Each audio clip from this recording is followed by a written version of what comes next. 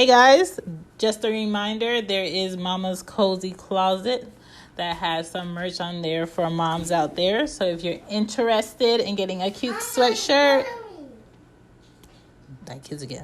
getting a cute sweatshirt, a fanny pack, or a mug, I got some goodies on there for you guys. All right, peace. Hey guys, welcome to Cozy Womb Podcast. My name is Shan. I am the mom of the girls.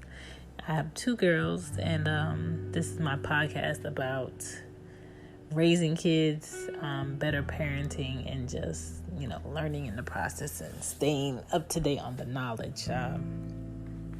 This episode, I wanted to talk about my experience raising these 2 girls. They're very sensitive, and I will say that I was raised by my mom primarily, and she was very patient. Her feelings, I want to say she was sensitive. I'll just say she was always super caring, still is very caring. My dad was always very brash and straightforward and blunt and didn't care about your feelings. It's just what I said, how I say it is. And that was his approach to mostly everything and anything.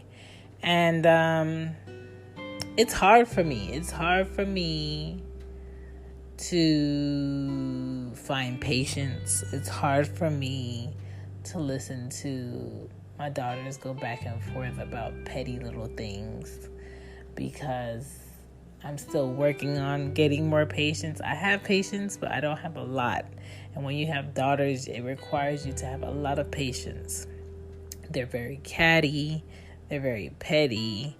I have one that's super girly that wants to wear a tutu every day of the week, wants to sleep in her tutu, loves to dance, loves to sing,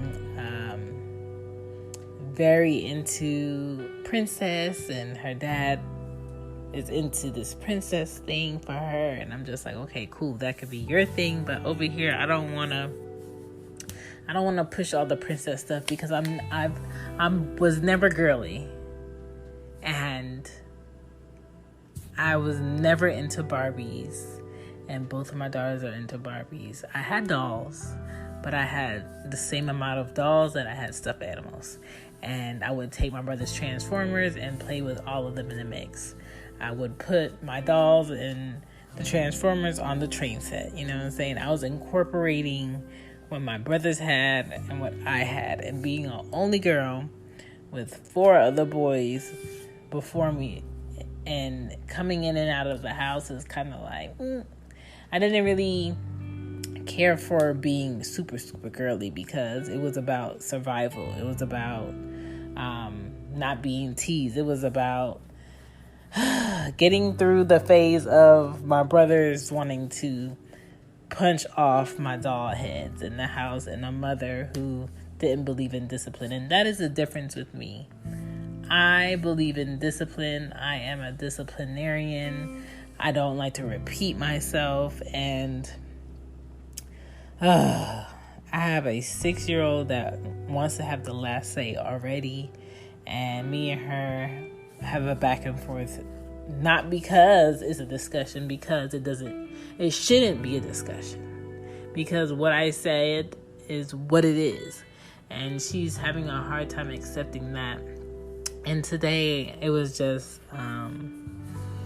like the 4th time where this happened, where I'm texting and I'm watching something and I'm listening. I'm actively listening to what I'm watching. And she's just sitting in here just talking about, have you ever seen a platypus in real life? I'm just like, no, Anya. Have you ever seen a miniature horse in real life? And I was like, no, Anya. What do they eat? How fast do they go? All the while I'm texting and I'm trying to watch something. And I'm just like, Anya, is it important? That is like my go-to question for Anya. Is it important? And she's like, no. I'm just like, okay, can it wait for a second? And she comes with the next question. She comes with the next question. She comes with the next question. And it's not that she's asking questions that I don't want to answer. I'll go ahead and answer them. But you're asking me questions while I'm texting somebody, whilst I'm listening to people talk. So I'm just like, I did slightly yell at her. I said, Anya, stop. I can't listen to you answer your questions and text and listen to this. You have to, if it's not important, you have to wait for there to be no one talking for you to speak. You have to learn how to gauge a discussion. And she's struggling with that. And just by me telling her to stop talking, it hurt her feelings. It hurt her feelings to the point where she's bawling, crying as if a ton of bricks fell on her. And I'm just looking at her like, girl, it's not that serious. There's no need for you to be crying like this. And she wears her heart on her sleeve and the second heart on her other sleeve to make sure it matches. And I'm having a hard time trying to find patience, trying to be the balanced amount of sensitive to her and these feelings that she has. And I know by growing up, it was hard for me to take constructive criticism from people because my mom still struggles with it. So people would come help me and I would cry because they're helping me. Not because they're doing something wrong, because they're helping me. People would tell me to stop doing something and I would cry because I don't want to be told not to do something. And you know who's like that? My 3-year-old. My 3-year-old hates correction. She hates, she whines instead of saying, I need help or I can't do it. She'll whine, she'll cry, she'll mope, she'll make faces. I don't know who taught her these faces, but she'll make faces. And I'm trying to get her out of the habit of whining for things because it's annoying. Like when I needed help in the house, when I'm at home, it's a difference. When I'm in public, I'm going to be very shy. I'm going to try my best to do it myself without asking for help. Usually when I was in public as a child, people would offer their help and I would never ask. But when I'm at home, it's free game. This is like my place. This is where I feel the most comfortable. So I didn't have any problem asking my mom for help. I never cried to get help. I would ask my mom for help. I would ask my brother to do something. And if I couldn't ask one, I would ask the other one. You know what I'm saying? Or it would be automatically done for me. And this crying to get help, I hate it. This constant back and forth of yelling names. Anya, stop. Ari, gimme, stop, but that's mine. Ari's hurting my feelings. I cannot stand it. And today, I was in the car on my way to my friend's house, and both of them were in the back seat, in the car seat, going back and forth. I do not like screaming in my car while I'm driving. I do not like arguing in my car while I'm driving. I do not like my name called in the car when I'm driving unless it's important. And both of them do the name calling. And both of them have questions. And Ari will keep saying, Mom, Mom, Mom, Mom. Anya's teasing me. Mom, Anya made me drop this. My iPad, her iPad, listen to me. Let one of their iPads die. It's like Armageddon. It's like 10 funerals. And I'm just like, yo, I do not have the power to point at your iPad and be like, power please. If the iPad dies, it's because you keep using it to death. They hate when I put a timer on their apps, which I do. because they don't need to be on it all day. They hate when I tell them to turn off the iPad so it could charge, because it does charge faster if they turn it off. And they hate me telling them that they've had enough time on the iPad. And they hate me telling them that I'm not downloading another game.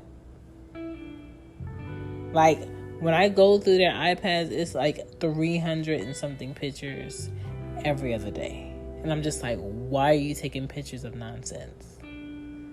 Ari will tell me straight up, let me see the picture before you delete it. Like, who are you? Who are you? What do you mean that you see the picture before I delete it?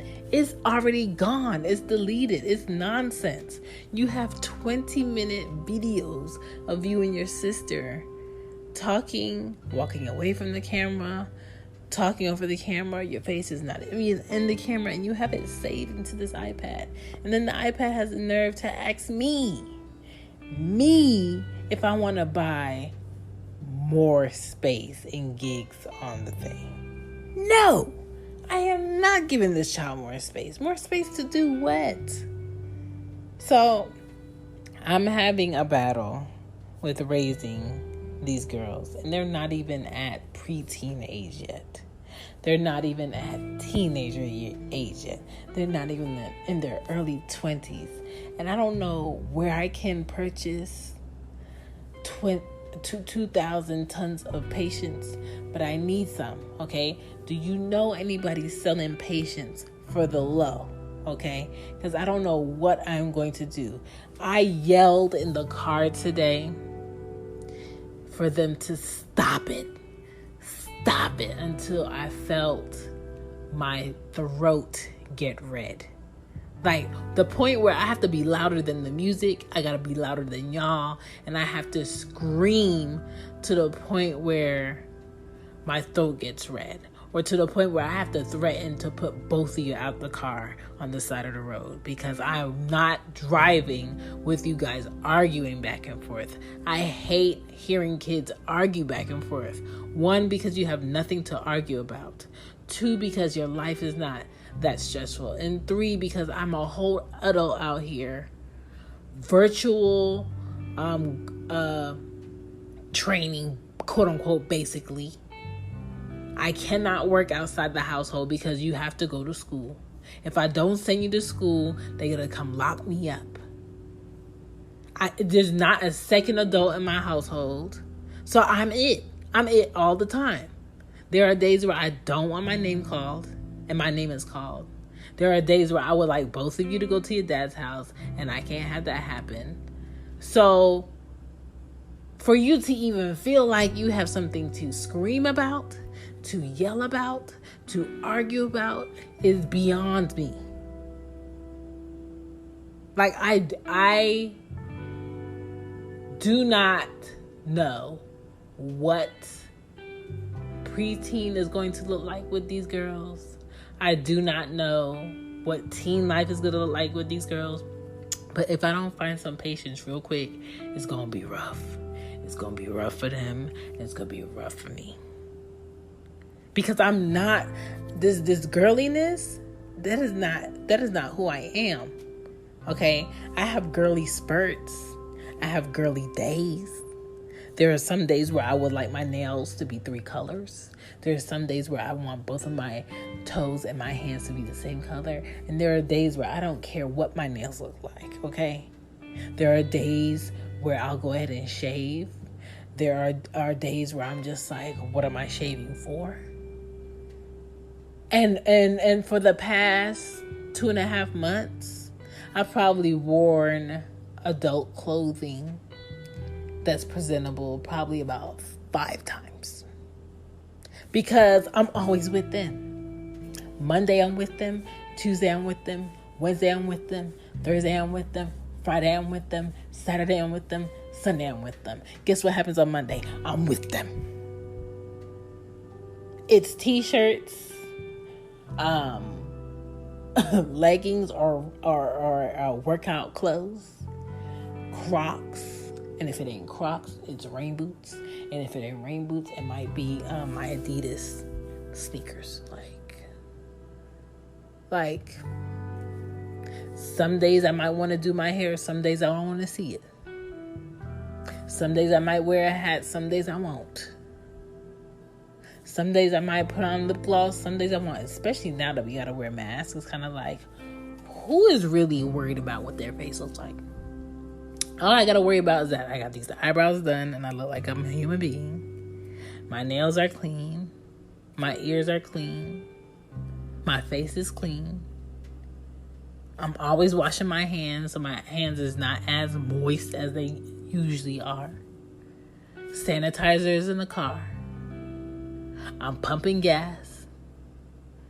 That's like my main time of having adult interaction. I'm pumping gas, or I'm at the grocery store passing other adults, or I'm paying at the register. That's if I don't go to self-checkout. And if I do go to self-checkout, I probably still won't have adult interaction because I don't need help. Like, the patience that I need. You think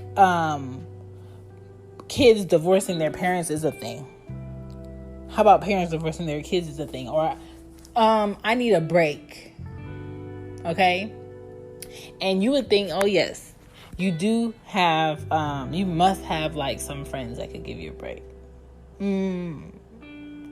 I do, but it has to be like on their free time that they can do that.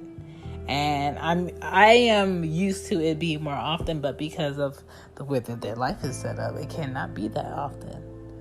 So I go without a lot of help on many days and many weeks.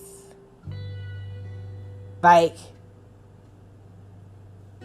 both of them should be going to camp, but one of them can't go to camp right now because she has virtual school and they want me to pay $500 extra a month for her to go there and sit with her laptop. And I'm not doing it. Okay? So my 6-year-old's home. The other one, I would love for her to be around other kids. So the other one could focus on her work. But if one of them has to be on the computer at 7:30 a.m. in the morning and the other one needs to be around kids at school, daycare, camp, whatever you want to call it, that means I would have to get up around 6 a.m., get both of them dressed and ready, get myself dressed and ready, put both of them in the car, take one to camp, hurry back home so she could log in on time, because if she doesn't log in on time, it's not counted. Okay, or she's tardy, and then it looks bad on me because the child is tardy. Then I would have to make sure my child doesn't stay at this camp a certain amount of hours. And then as soon as Anya's done with her school, which she can't even do on her laptop because the laptop webcam is messed up and the school district doesn't have enough laptops to go ahead and give her a new one. So now I have to download Zoom on her iPad so she can have the teaching and interaction with her teacher.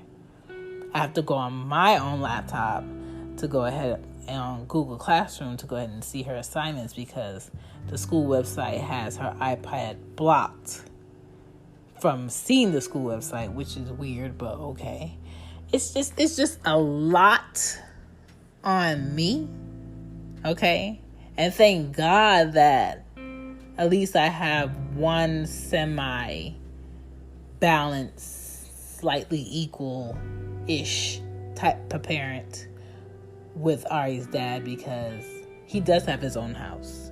He does work. He can get in his car and come pick her up. He can get in his car and drop her off. You know what I'm saying? He does pay his child support. But even that relationship is just kind of, I don't know what this is, but it's going smooth for right now, so we'll just go ahead and do it. You know what I'm saying? And then Anya's dad is just very like, oh, I just felt like checking in today. I'm going to check in today.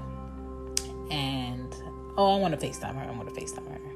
It's not nothing where I could be like, hey, can you physically drive here and spend X amount of days with Anya because she really wants to be around you, and she's feeling jealous that Arya gets to spend X, Y, and Z day with her dad, and she doesn't have that.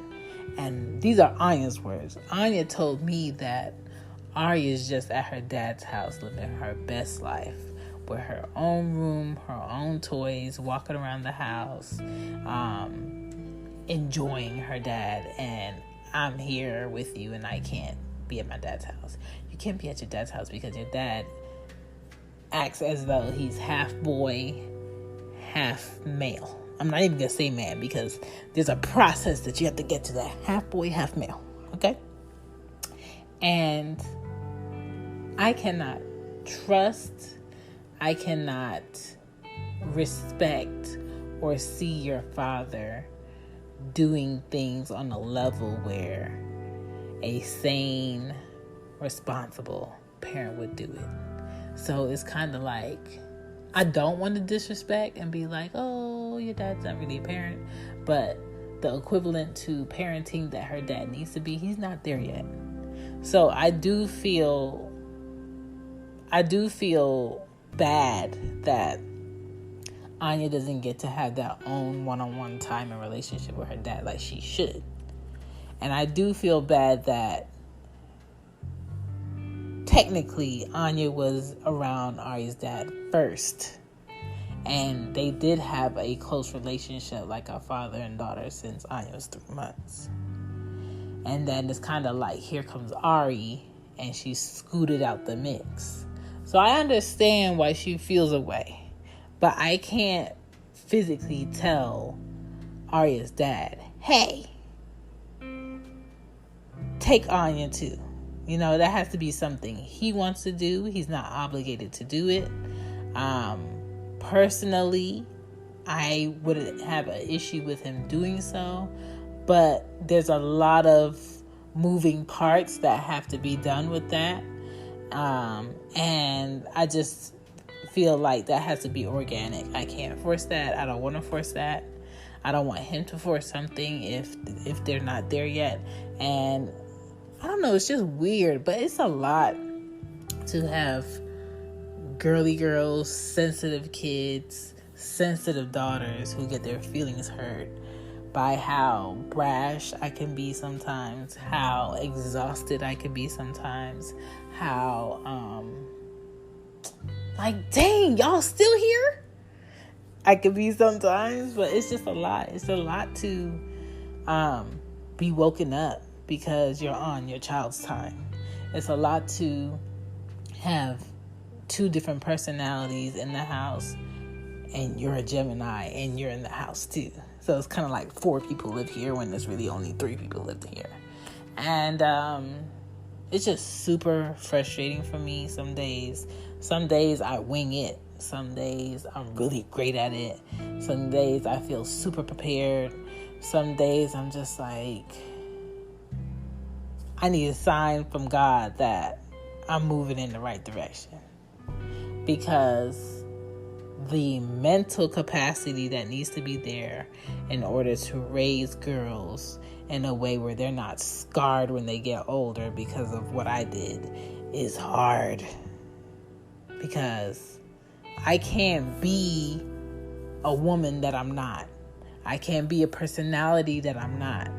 I can't fake the funk for them because I think this is what I'm supposed to be because I'm a mom. I have to be who I am.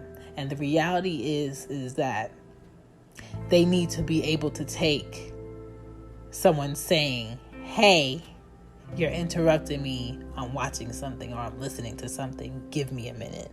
They need to be able to take correction. Because if I don't correct them, somebody else is going to correct them. And I don't need them to be acting buku crazy. They need to be able to give me space.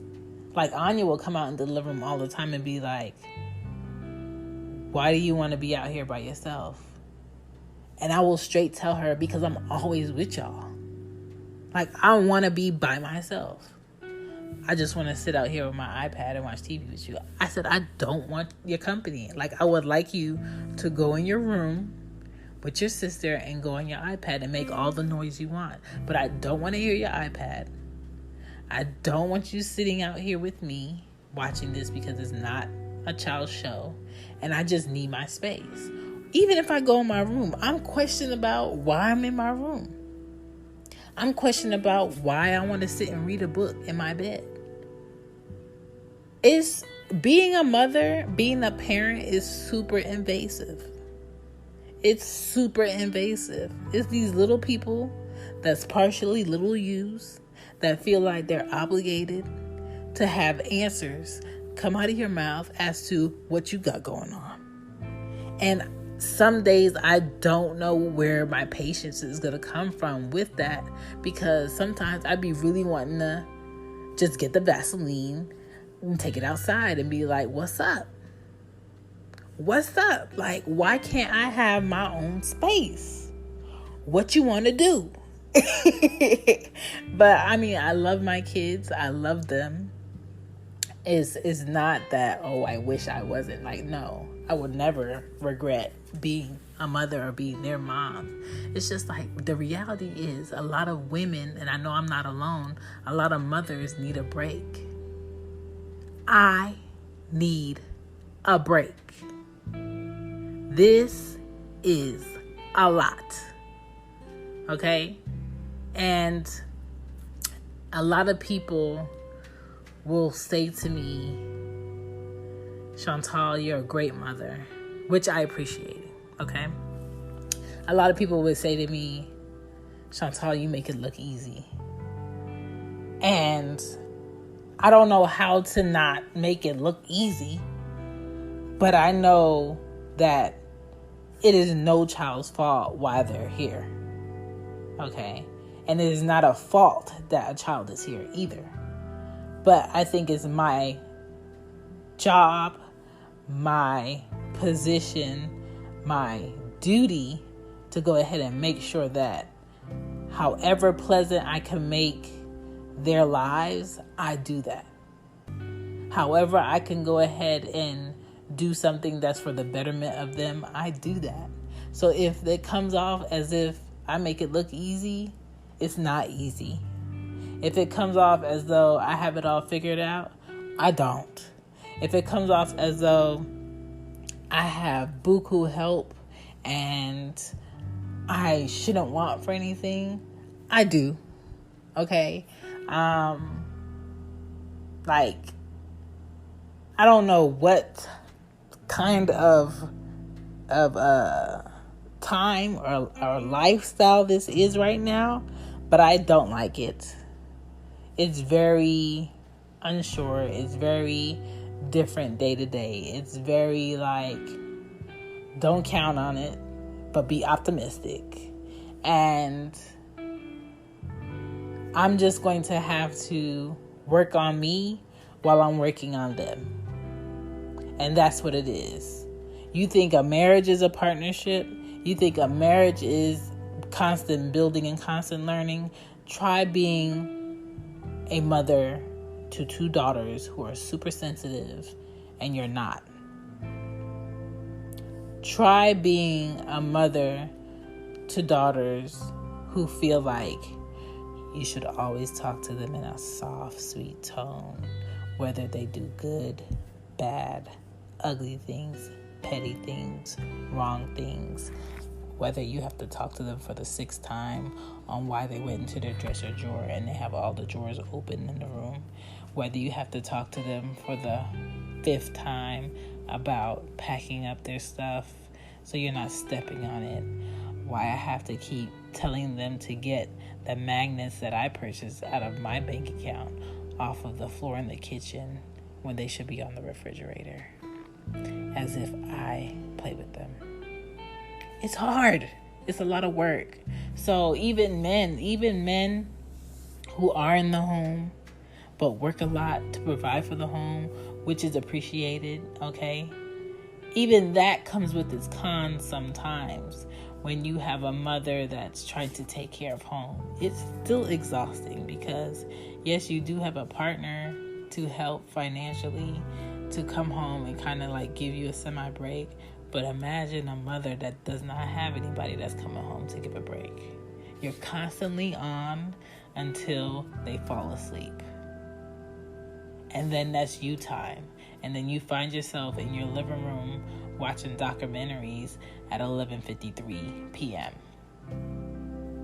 My eyes are burning, but I feel as though I could be spending this time doing something for myself. So I'm up. All I'm saying is, God, please, whatever you do, whatever you have me pouring into these kids, allow it to pay off. Please, allow it to pay off. Because I thought I was stressing myself out in high school. I thought I was stressing myself out in college, working 3 jobs and sometimes sleeping at the airport and waking up at 5 o'clock just to hop on the first train so I could go to the Gap and do product placement and then be at my first class at 9 o'clock down the street and be there for about 6-7 hours and then go home and take a nap. I thought that was stressful. No, this is stressful. Like, this has to be one of the biggest challenges for me, because what I do will affect them for the rest of their lives. What I don't do will affect them for the rest of their lives. And what I don't want them to have is a complex about women who can speak to them directly, or people who can be direct with them about them being annoying, them doing something incorrectly, or them just being better individuals by being more aware. And one thing that's different about me and my mother is I'm direct and my mother is indirect. My mother would ignore you in the household because she doesn't want to be accountable for something. She would dismiss you wanting to have a conversation with her. She would turn into a whole mute because you're talking to her about something she needs to improve. She would write you a whole letter with you being in the same house about something you need to physically talk about out your mouth. I'm not like that. If I need to talk to you, I'm going to talk to you directly. If we need to do it at a different time, we could do it at a different time, but it's going to be soon. If I don't like something, I'm going to tell you I don't like something. If I think there's something that you can do better, I'm going to tell you you can do this better. And I'm not going to accept it until you do it better. And I'm not changing that for nobody. I'm not changing that for my kids. I'm not changing that for the people I want in my life. I'm not changing that for people I love.